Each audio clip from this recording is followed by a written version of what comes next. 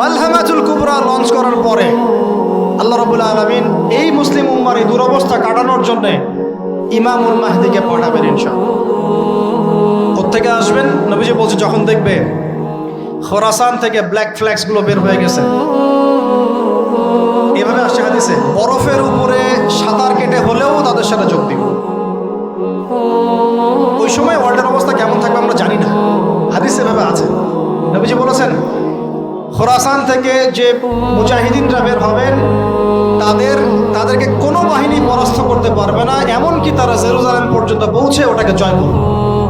হাদিসে আসছে, কিছু করার নেই। হাদিস সহিহ না জয়ীফ না জাল, ওলামায়ে কেরামকে জিজ্ঞেস করে নিন, এটা হাদিসে আছে, কিছু করার নেই। পৃথিবীর ভবিষ্যৎ লেখা হয়ে গেছে। ইমামুল মাহদী এখান থেকে মদিনা থেকে তিনি পালিয়ে চলে আসবেন মক্কায়। তিনি নেতৃত্ব নিতে চাইবেন না, মানুষ জোর করে তাকে নেতৃত্ব দিবে। হাজার আসওয়াদ এবং মাকাম ইব্রাহিমের মাঝখানে তার হাতে বায়াত নেওয়া হবে। কতজন বায়াত নেবেন? 313 জন। 300। এরপর শাম থেকে একটা বাহিনী তার সাথে যুদ্ধ করতে আসবে। আল্লাহ পাক তাদেরকে মক্কা মদিনার মাঝখানে বাইদা নামক জায়গায় ধসিয়ে দিন, ধসে যাবে, আসতে পারবে না।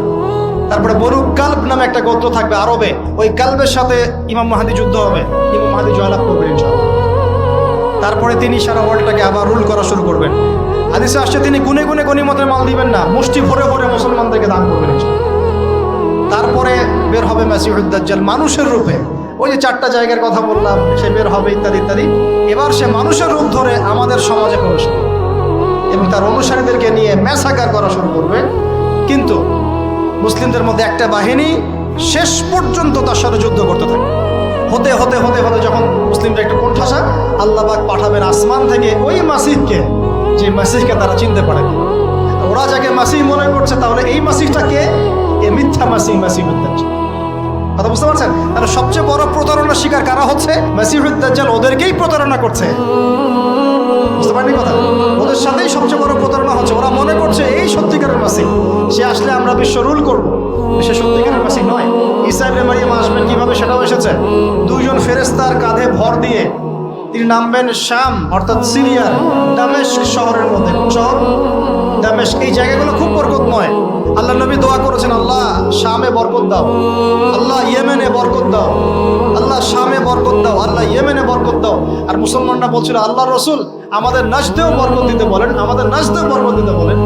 আল্লাহ নবী বলছেন যে নাজদে বরকত না, বরং ওখান থেকে ভূমিকম্প বের হবে, ওখান থেকে শয়তানের শিং বের হবে। চিন্তা করে, ওই যে বললাম নাজদিরা তুর্কিদের বিরুদ্ধে যুদ্ধ করেছিল, অটোম্যান এম্পায়ারের বিরুদ্ধে যুদ্ধ করেছে ব্রিটেনের সাথে হাত মিলিয়ে। ওরাই এখন সারা বিশ্বে, বাংলাদেশে এদের লেসপেন্সার আছে বহুত, বাংলাদেশে এদের বহুত লেসপেন্সার আছে। তারা বলে, ওই যে দেখবেন যে যখনই আমরা এগুলো নিয়ে আপনাদেরকে সচেতন করতে চাই, মানে এরা তো খারাজি হয়ে গেছে, উগ্র হয়ে গেছে, এই হয়ে গেছে, সেই হয়ে গেছে, এভাবে করে গভর্নমেন্ট প্রশাসন সবার কাছে আমাদেরকে বিতর্কিত করার চেষ্টা করে। অথচ আমরা কি কারো শত্রু? আমরা কি এই আলোচনাগুলো করে ওয়ার্ল্ডের প্রেক্ষাপট বদলাতে পারবো? পারবো না। কিন্তু আমাদের প্রজন্মকে আমরা জানাতে তো পারবো, যাতে তারা আত্মবিশ্বাসী হয়ে গড়ে ওঠে যে আমরা এই নতজানু মনোভাব নিয়ে পৃথিবী থেকে যাবো না ইনশাআল্লাহ। আমরা পৃথিবী থেকে মাথা উঁচু করেই যাবো ইনশাআল্লাহ। মুসলিমদের হাতেই বিশ্বের বিজয় লেখা আছে, আস্তে আস্তে বিশ্ব ওদিকে যাবে, এটা তো ওদেরকে জানতে হবে। আমরা তাদেরকে জানাচ্ছি মাত্র। তো নাশ থেকে বের হবে শয়তানের শিং, এটা বলা হয়েছে। যাই হোক, এখন ঈসা ইবনে মারইয়াম আসবেন এই সিরিয়ার দামেস্ক। চুল দিয়ে টপ টপ করে পানি পড়তে থাকবে, মুক্তা ঝরছে এরকম পানি। তার নিঃশ্বাস যতদূর পর্যন্ত যাবে ততদূর পর্যন্ত কাফেররা মরতে থাকবে। এমনকি তিনি খুঁজতে খুঁজতে দাজ্জাল পর্যন্ত আসবেন। দেখবেন যে মুসলিমদেরকে অবরুদ্ধ করে রাখা হয়েছে, বলবেন দরজা খুলে দাও, নামাজের ওয়াক্ত হবে, আজান দেওয়া হবে, ফজরের ওয়াক্ত। ভাই আমরা যদি ফজর মিস করি, আমরা আসলে ওই বাহিনীতে যোগ দিতে পারবো না, বেঁচে থাকলেও জানি না আমরা অত বছর থাকবো কিনা পৃথিবীতে, আল্লাহ ভালো জানেন, এটা আমরা জানি না। কিন্তু এই বিজয়ে সুবহে সাদিকের সময় লেখা আছে, আজান হয়ে যাবে, ইমামুল মাহদী তাকে বলবেন ইমামতি করুন আপনি। ঈসা ইবনে মারইয়াম বলবেন না, এই উম্মতের জন্য ইমামতির অধিকার দেওয়া হয়েছে। বলেন সুবহানাল্লাহ। তিনি ইমামতি করবেন না, বরং মুক্তাদি হবেন। দরজা খুলে দাও, নামাজ শেষে দরজা খুলে দেওয়া হবে। দাজ্জালকে খুঁজতে খুঁজতে খুঁজতে এই প্যালেস্টাইন, এই জেরুজালেমের বাবে লুত নামক জায়গায় তিনি পৌঁছাবেন। সেখানে দেখবেন মাসিহুদ দাজ্জাল। দাজ্জাল তাকে দেখার সাথে সাথেই লবণের মতো গলতে সেখানে তিনি তাকে হত্যা করবেন। তারপরে সেখান থেকে তিনি ইসলামী খেলাফা রিস্টোর করবেন, উর্বর হবে মাটি, সবুজ শ্যামল, বৃষ্টিপাত বেশি হবে, এগুলো হতে থাকবে। এর মাঝখানে আবার ইয়াজুজ মাজুজ বের হবে। ইয়াজুজ মাজুজ বের হওয়ার পরে পৃথিবী ম্যাসাকার করবে। তারা এমনভাবে পৃথিবীতে ম্যাসাকার করবে যে ঈসা আলাইহিস সালাম এবং তার অনুসারীরা তুর পাহাড়ে গিয়ে লুকাবেন, আত্মগোপন করবে, এবং তাবারিয়া হ্রদের পানি তারা খেয়ে ফেলবে।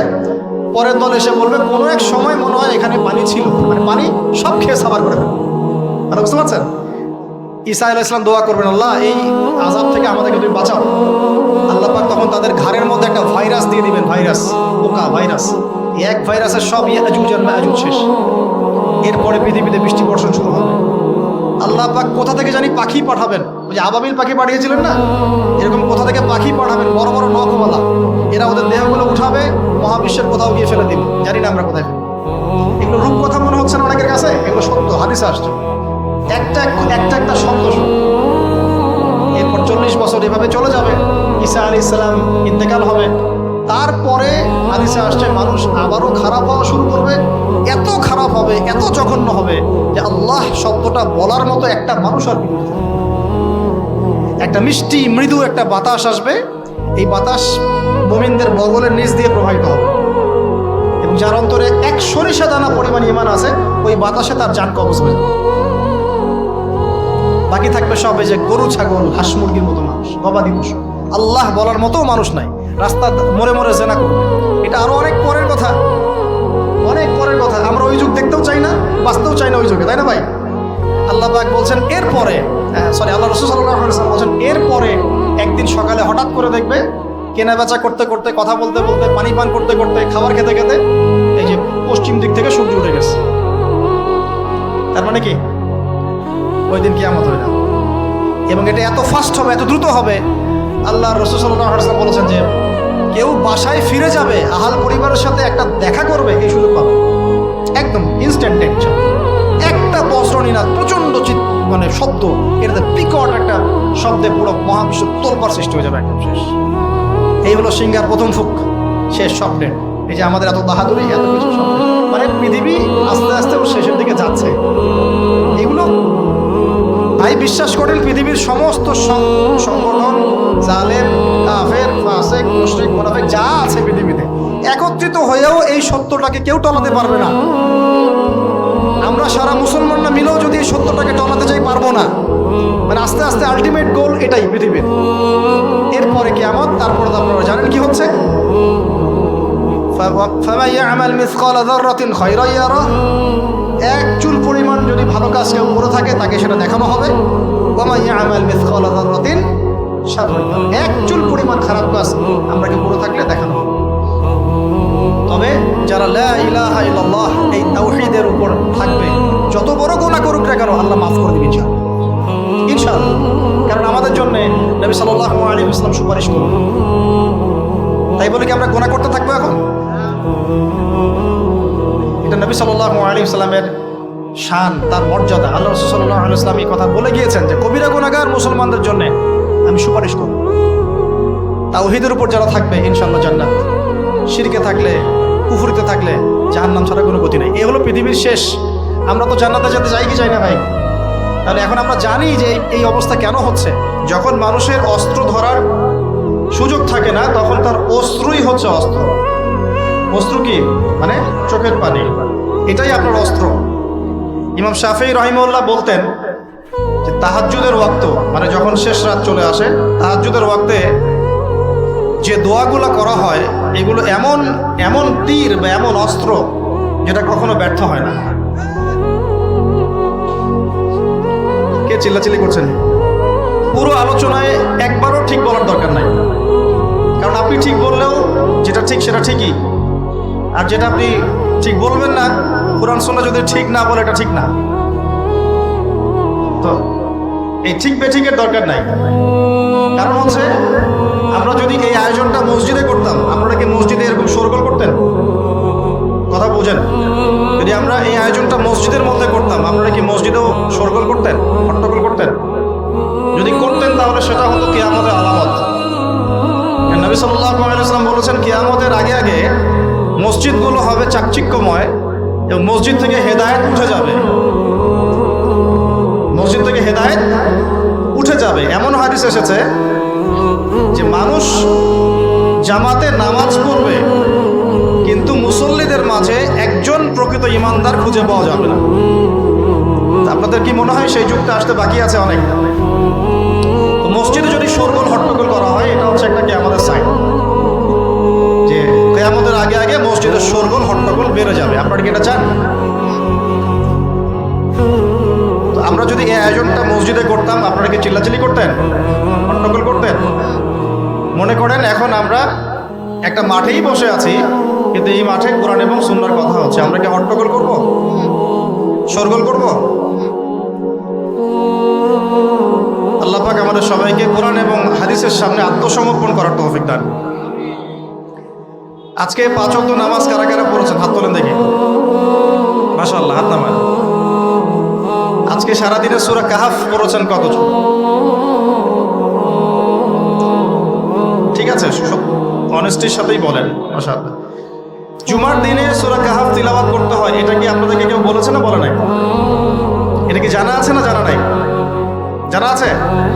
আচ্ছা, কেন প্রত্যেক জুমায় সূরা কাহাফ তিলাওয়াত করতে হবে? কেন? নবী সাল্লাল্লাহু আলাইহি ওয়াসাল্লাম বলেছেন, একটু মনোযোগের সাথে শুনতে হবে, আর মনোযোগটা ধরে রাখার চেষ্টা করেন। 1 ঘন্টা 1.5 ঘন্টার ব্যাপার। আর আমি জানি এটা এমন যুগ, যে যুগে মানুষ 10 মিনিট মনোযোগ ধরে রাখতে পারে না। এর কারণ কি জানেন? এর কারণ হচ্ছে স্মার্টফোন। এর কারণ কি? যে যত বেশি স্মার্টফোনে এডিক্টেড, তার মনোযোগ ধরে রাখার ক্ষমতা তত কম। আমরা এখন মনোযোগ ধরে রাখতে পারি না, এটা একটা অন্যতম কারণ। তো প্রত্যেক জুমায় নবী সাল্লাল্লাহু আলাইহি ওয়াসাল্লাম সূরাতুল কাহাফ তেলাওয়াত করতে আমাদেরকে উৎসাহিত করছেন। এর পিছনের কারণ হচ্ছে নবী সাল্লাল্লাহু আলাইহি ওয়াসাল্লাম বলেছেন, সূরাতুল কাহাফ যে ব্যক্তি জুমার দিন তেলাওয়াত করবে, 1 জুমা থেকে আরেক জুমা পর্যন্ত তার যে জীবন, এই যে হায়াতটা, আল্লাহ পাক এটাকে নূর বা আলো দিয়ে ভরে দিবেন। আলোর কেন দরকার হয়? আলোর দরকার হয় কেন? অন্ধকার থেকে নিজেকে বাঁচানো, অন্ধকারে পথ দেখা, পথ খুঁজে পাওয়া, এই জন্য তো আলোর প্রয়োজন হয় নাকি? তাহলে আপনার জীবনটাকে আলো দ্বারা ভরে দেওয়া হবে। অর্থাৎ আমরা যে পৃথিবীর জীবনে বসবাস করছি, চারপাশে অনেক অন্ধকার আছে, আছে কি নাই? এই অন্ধকারগুলো কাটিয়ে উঠতে আপনাকে সূরাতুল কাহাফ কাজে দিবে ইনশাআল্লাহ। তো নূর দিয়ে ভরে দেওয়ার অর্থ হচ্ছে আপনার জীবনটাকে আল্লাহ পাক ঈমানের নূর দিয়ে ভরে দিবেন ইনশাআল্লাহ। সূরা কাহাফের গুরুত্ব আছে না? আচ্ছা, 2, নবী সাল্লাল্লাহু আলাইহি ওয়াসাল্লাম বলেছেন যে সূরাতুল কাহাফ যে ব্যক্তি জুমার দিনে পড়বে এবং এর কমপক্ষে প্রথম 10টা আয়াত মুখস্থ করবে, তার জীবদ্দশায় যদি মাসিহুদ দাজ্জাল বের হয়, এই দাজ্জাল সেই ব্যক্তির কোনো ক্ষতি করতে পারবে না। খুশি হন নাই? একটু বোঝাই আপনাকে যে এই পৃথিবীতে এখন যতগুলো সমস্যা আছে বা যতগুলো ফিতনা আছে, এগুলোকে যদি একত্রিত করি তবুও দাজ্জালের সমান হবে না। নবী সাল্লাল্লাহু আলাইহি ওয়াসাল্লাম বলেছেন, পৃথিবীতে আদম আলাইহিস সালামকে সৃষ্টি করার পর থেকে কিয়ামত পর্যন্ত মাসিহুদ দাজ্জালের মতো ভয়ঙ্কর কোনো ফিতনা আসে নাই, আসবেও না। আল্লাহর এমন কোনো নবী নেই যেই নবী তার কওমকে দাজ্জাল সম্পর্কে সতর্ক করেন নাই। এমনকি নূহ আলাইহিস সালাম পর্যন্ত তার কওমকে দাজ্জাল সম্পর্কে সতর্ক করেছেন। আর আমি মুহাম্মদ সাল্লাল্লাহু আলাইহি ওয়াসাল্লাম তোমাদেরকে একটা বাক্য বেশি বলছি যা অন্য নবীগণ বলেন নাই, সেটা হলো মাসিহুদ দাজ্জাল এক চোখে অন্ধ হবে, তোমাদের রব আল্লাহ তিনি অন্ধ নন। যে ব্যক্তি জুমার দিনে সূরা কাহাফ তেলাওয়াত করবে এবং সূরা কাহাফের প্রথম 10টা আয়াত কমপক্ষে মুখস্থ করে রাখবে, এর হক আদায় করবে, তার জীবদ্দশায় যদি দাজ্জাল বের হয়, দাজ্জাল তার কোনো ক্ষতি করতে পারবে না। পৃথিবীতে যত ফিতনা আর ফাসাদ এখন দেখছেন, শিরকের ফিতনা, বেহায়াপনা, বেপর্দা, রিবা বা সুদ, মাদক, দুর্নীতি, জুলুম, নির্যাতন, চুরি, ডাকাতি, যত কিছু, সব কিছুকে একত্রিত করলেও দাজ্জালের সমান হবে না। তাহলে আমরা কি এই ফিতনাগুলো থেকে ফিতনা থেকে মুক্ত? আপনি কি ইন্টারনেট জগতের এই নোংরামি ফিতনাগুলো থেকে মুক্ত? আমি কি মুক্ত? আমি নিজে মুক্ত না। আপনার সামনে ভালো সাজারও আমার কোনো দরকার নাই। আমরা যারা ইন্টারনেটে ঢুকেছি একবার দুইবারও, জীবনে কখনো তারা কেউই চোখের পাপ থেকে বাঁচতে পারে নাই। তার ভালো সাজার তো প্রয়োজন নাই, আল্লাহকে ইস্তেগফার করার দরকার, আল্লাহ মাফ করবেন। আমরা কি এই যুগে ইন্টারনেটের এই নোংরামি বেহায়াপনাগুলো থেকে মুক্ত থাকতে পারছি? না। আমরা কি এই যুগের সুদভিত্তিক অর্থনীতি থেকে মুক্ত থাকতে পারছি? আমাদের যুব সমাজ কি এই যে টিকটক বলেন, পাবজি বলেন, ফ্রি ফায়ার বলেন, মাদক বলেন, কিশোর গ্যাং বলেন, এগুলোর ফিতনা থেকে তারা কি মুক্ত? আমাদের মেয়েরা কি ফেমিনিস্ট রেভলিউশনের ফিতনা থেকে মুক্ত? আমাদের মেয়েরা কি বেপরদামির ফিতনা থেকে মুক্ত? যুবক যুবতীরা কি হারাম অ্যাফেয়ার্সের ফিতনা থেকে মুক্ত? পরিবারগুলো কি পারিবারিক কলহ থেকে মুক্ত? আমাদের সন্তানরা কি ফিতনা থেকে মুক্ত? আমাদের প্রত্যেকটা খাবার কি বিশুদ্ধ, পরিশুদ্ধ না করাপ্টেড? আমাদের বিশ্বের পুরো পলিটিক্যাল সিস্টেমটা কি আল্লাহ পাকের আইন দ্বারা চলছে? আমাদের পুরো মুসলিম উম্মার প্রত্যেকটা জাতি আজকে কি কুফফারদের নির্যাতনের ফিতনা থেকে মুক্ত? তো আমরা যদি এই ফিতনাগুলো থেকে মুক্ত হতে না পারি, কিভাবে দাজ্জালের ফিতনা থেকে আমরা বাঁচতে পারি? আমি কি বোঝাতে পারছি দাজ্জালের ফিতনা কত বড়? বুঝতে পারছেন? সে যখন বের হবে তখন সে সারা বিশ্বকে শাসন করবে 40 দিন। কতদিন? যার প্রথম দিনটা হবে 1 বছরের সমান, দ্বিতীয় দিনটা হবে 1 মাসের সমান, তৃতীয় দিনটা হবে 1 সপ্তাহের সমান, বাকি দিনগুলো হবে আমাদের দিনের মতো। সত্যি সত্যি কথা কি জানেন যে আমরা এখন চিন্তা করতে ভালোবাসি না, পছন্দ করি না। আমাদের চিন্তা করার সময় কোথায়? আমাদের সকালবেলা ঘুম থেকে উঠে ব্রাশে পেস্ট নিয়ে বাথরুমে যেতে হয়, কারণ আমাদেরকে অফিস ধরতে হবে 8টায় 9টায়, কাউকে স্কুলে কলেজে ইত্যাদি ইত্যাদি। চিন্তার সময় কোথায়? চিন্তা তো করতাম আমরা তাহাজ্জুদের ওয়াক্তে, তাহাজ্জুদের নামাজ পড়ে চুপচাপ বসে চিন্তা করতাম কি হচ্ছে, কি হতে পারে, আমার কি হালত, আমি কি করব, দুনিয়াতে কি করলাম, পরকালে কি উত্তর দিব ইত্যাদি। চিন্তার সময় হচ্ছে ফজরের নামাজের পরে। দেখা যায় 70% মানুষই ওই সময় জাগনা থাকে না, তাই না? চিন্তার সময় কোথায়? সকালবেলা যখন আমরা উঠি শুরু হলো ফার্স্ট লেন অফ লাইফ, মানে রেস, দৌড়ানো। আমরা ঢাকার ফ্লাইওভারের উপর উঠে দেখি মানুষ ছুটছে, খালি ছুটছে। 1 সেকেন্ড কেউ কাউকে ছাড় দিবে না। তখন গাড়ি ড্রাইভ করছে, 1 সেকেন্ড সে যে ছাড় দিবে, একটু দাঁড়াবে, আমরা চলে যাব, ছাড় দিবে না, কারণ ও আর প্রতিযোগিতায় আছে কে কার আগে যেতে পারে। কেউ কাউকে ছাড় দেয় না। তো এটা কি কিসের প্রতিযোগিতা? দুনিয়ার। এই ব্যস্ততা কিসের বলেন? দুনিয়ার। এখন এই ব্যস্ততার সময় ঠান্ডা মাথায় চিন্তা করার সময় কোথায়? এই যে আমি বললাম একটা হাদিস, এই হাদিসটা তো চরমভাবে বিশুদ্ধ। যে দাজ্জালের প্রথম দিনটা হবে 1 বছরের সমান। কখনো কি ভেবেছেন যে 1 বছর একটা দিন কিভাবে হতে পারে? 1 বছরের সমান যদি একটা দিনকে হতে হয় বাহ্যিকভাবে, তাহলে তো এই মহাবিশ্বে বড় কিছু হতে হবে যাতে পৃথিবীর আর্নিক গতি থেমে যাবে বা স্লো হয়ে যাবে। সায়েন্সে পড়েছেন এখানে কেউ? কেউ কি আছেন ফিজিক্সে পড়েছেন? বুঝে ভাই। আচ্ছা আপনি বলেন, পৃথিবীর গতি যদি না কমে তাহলে কিভাবে একদিন এত বড় হবে? এটা কি সম্ভব ভাই? সায়েন্সে, উনি সায়েন্সে পড়েছেন, ফিজিক্সে। তাহলে কি মহাবিশ্বে এমন কিছু হতে যাচ্ছে? যদি হয় তাহলে আমাদের এই সাজানো গোছানো দুনিয়ার কি হবে? আরো চিন্তা করি নাকি এর অন্য কোনো ব্যাখ্যা আছে, যে ব্যাখ্যা আমি জানি না। ভাবতে হবে। আমি চাচ্ছি আজকের লেকচারে আপনারা একটা নসিহত দিয়ে বাসায় যান, সেটা হচ্ছে ভাবতে হবে। কি করতে হবে? ভাবতে হবে, চিন্তা করতে হবে। একটু থামেন। এই যে ব্যস্ততার যুগে আমরা ঢুকে গেছি, আমরা সকাল থেকে শুরু করে রাত পর্যন্ত একটাই ফিকির, একটাই চিন্তা, টাকা পয়সা, বাড়ি গাড়ি, স্ত্রী সন্তান, বউ বাচ্চা, আমার ক্যারিয়ার, আমার রিজিক, এই তো। একটু এর মাঝে সময় নেন, আল্লাহকে সময় দেন, নিজের অতীতের পাপগুলোকে নিয়ে ভাবেন। কত বছর আমরা পৃথিবীতে থাকতে পারি? হাইয়েস্ট কত বছর? 100 বছর হাইয়েস্ট। ভাবেন তারপরে কি হবে?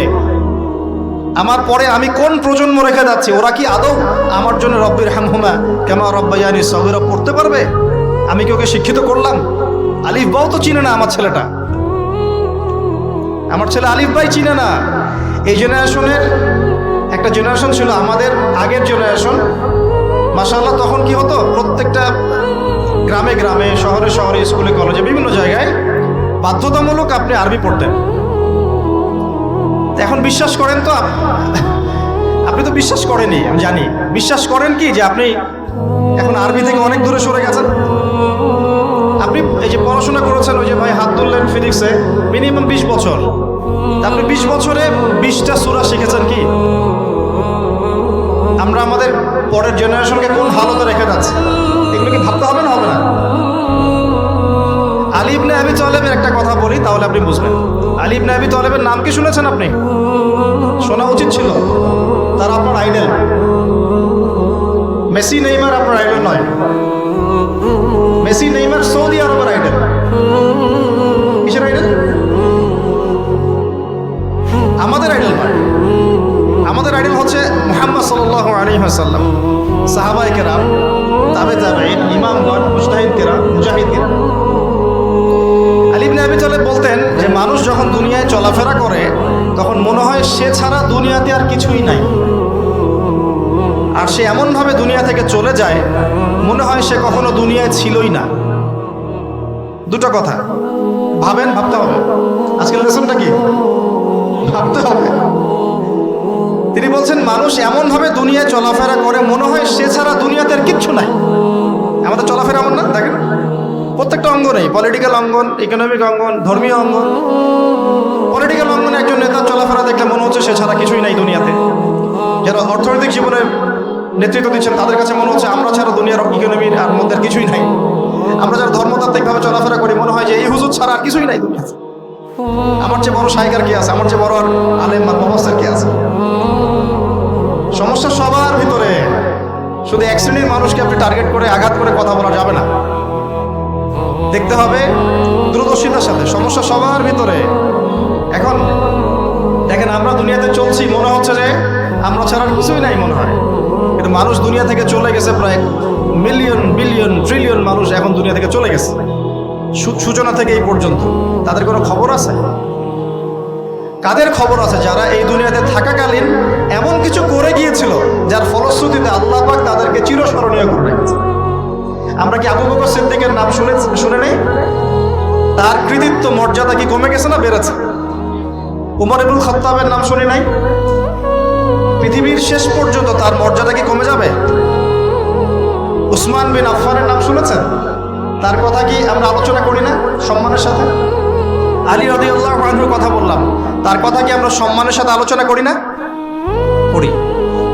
তার মানে আমরা আমাদের কীর্তি দিয়ে, ভালো কিছু কাজ দিয়ে এই দুনিয়াতেও অমর থাকতে পারি, আল্লাহর কাছেও সম্মান পেতে পারি। এটাই কি আমাদের জীবনের উদ্দেশ্য হওয়া উচিত না? ভাবতে হবে কি না? আল্লাহ পাক আমাদেরকে তৌফিক দান করুন। যে পয়েন্ট থেকে আসলাম, কিভাবে সম্ভব বলেন তো একটা দিন এত লম্বা হওয়া? ভাববেন আপনারা। পরের দিন 1 মাসের সমান, তারপরের দিন 1 সপ্তাহ, তারপরের দিন আমাদের মতো। এভাবে কে বিশ্ব শাসন করবে বলেন? দাজ্জাল শব্দের অর্থ হচ্ছে মহামিথ্যাবাদী। কি নাম? মানে যার মিথ্যার উপরে পিএইচডি আছে, মিথ্যার উপরে। আর মাসিহুদ দাজ্জাল সবচেয়ে বড় মিথ্যাবাদী। দাজ্জাল মানে মহা প্রতারক, যে আপনাকে এমনভাবে প্রতারিত করতে পারে যার খবর হদিস আপনি পাবেন। আমরা আস্তে আস্তে আসতেছি দাজ্জাল এবং তার সাথে বর্তমান সভ্যতার কি সম্পর্ক, এবং সামনে কিভাবে সে বিশ্বটাকে শাসন করতে পারে। সে বিশ্বকে শাসন করবে। এখন আমাকে বলেন, আমার দিকে তাকান, আমাকে বলেন, একজন ব্যক্তি যদি বিশ্বকে শাসন করতে চায় তার অনুসারী লাগবে কি লাগবে না? একা একা একজন ব্যক্তি বিশ্ব শাসন করতে পারে? ও আচ্ছা, দাজ্জাল কি মানুষ না জিন নাকি? দাজ্জাল কে? এটা ফেরেশতা নাকি জিন না মানুষ? কি? এটাও একটা প্রশ্নের বিষয়। কিভাবে? দেখুন, আল্লাহর নবী সাল্লাল্লাহু আলাইহি ওয়াসাল্লাম বলছেন, নূহ আলাইহিস সালামের সময়ও নূহ আলাইহিস সালাম তার কওমকে দাজ্জাল সম্পর্কে সতর্ক করেছেন। তার মানে পৃথিবীর সূচনা থেকে সে পৃথিবীতে ছিল, এবং সে বের হবে শেষ জামানায়, এবং বের হয়ে সে তার অনুসারীদেরকে নিয়ে বিশ্বটাকে শাসন করবে। তার মানে অনেক লম্বা একটা হায়াত সে পেয়েছে। কোন জাতি এত লম্বা হায়াত পায় বলেন তো? কোন জাতি? মানব জাতিকে এত লম্বা হায়াত পায়? এই একটা মিস্টেরিয়াস ক্যারেক্টার দাজ্জাল। সে কি? তারপরে দেখুন, নবী সাল্লাল্লাহু আলাইহি ওয়াসাল্লাম একটা হাদিসের মধ্যে বলেছেন যে তাকে ওই তামিম দারির ওই দ্বীপে বন্দী করে রাখা হয়েছে। আপনারা হাদিসটা জানেন? অনেকে জানেন। দ্বীপে বন্দী থাকা অবস্থায় তাকে সাহাবীরা দেখেছেন অনেক বিশাল আকৃতিতে, ঠিক আছে? এবং সাহাবীদেরকে সে প্রশ্ন করছিল, তামিম দারিকে প্রশ্ন করছিল যে বাইসানের খেজুর বাগানে খেজুর কি ধরে? বলে হ্যাঁ ধরে। সে বলছে অচিরেই আর ধরবে না। তারপরে বলছে তাবারিয়া হ্রদে কি পানি আছে? সাহাবীরা বলছেন আছে।